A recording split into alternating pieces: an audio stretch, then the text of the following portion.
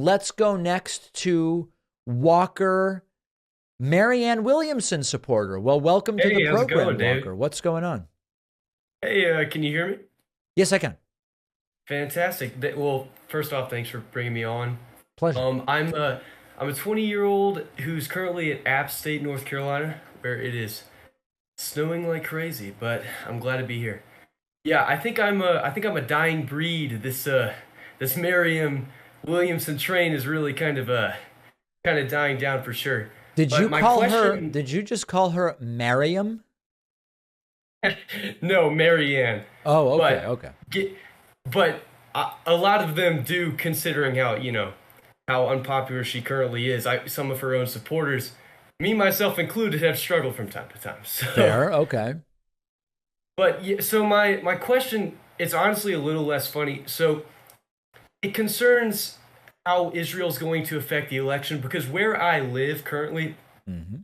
and me myself included, a lot of us around here, and especially young people, are very disappointed with how Biden has been handling Israel, which obviously he's got a lot of strings, pulling from many different directions, right? Like he a lot of people think he's doing the best he can, but a lot of younger Democrats are very angry at him and just his administration for not doing enough. And on the Trump side, obviously Trump is, I mean, he said he's gonna go even harder on Israel. So Right. I was wondering, how do you think that Israel's going to affect the election as it stands, especially with all these Gen Z young voters like myself?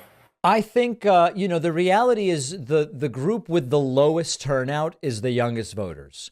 So Yeah. I think by the time November comes around, the stakes are going to be clear to most people.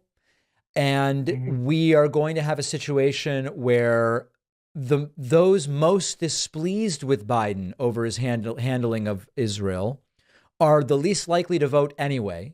Most, I Hmm. believe, will realize that voting for Trump is overtly insane.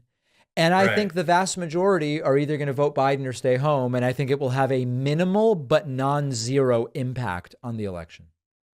Okay, that makes a lot of sense. And I think that a lot of them probably would have diverted towards RFK had we not realized that he's kind of a giant hawk for sure. We're Right. kind of in a situation where there's nowhere to turn to. And I think that the Miriam Williamson thing is, or Marianne, I think it's the kind of thing where we might need to wait a couple more years.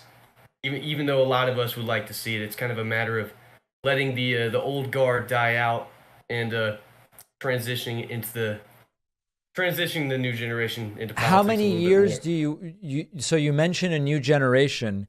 At the time of the next election, Marianne will be 76.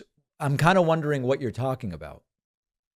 Yeah, it's well, I'm mainly saying the actual generation of voters, right? Ah, Because I gotcha, think we're gotcha. seeing, like, we're scratching the surface, because we thought we were gonna have, everyone thought there was gonna be a red wave. Obviously, it didn't turn out that way. I Yes. think for me that was the first sign that, okay, people my age are actually getting involved a little bit more. So I All think right. maybe in like the next 4 to 8 years, I think we're gonna see a massive blue wave kind of take over a little bit more.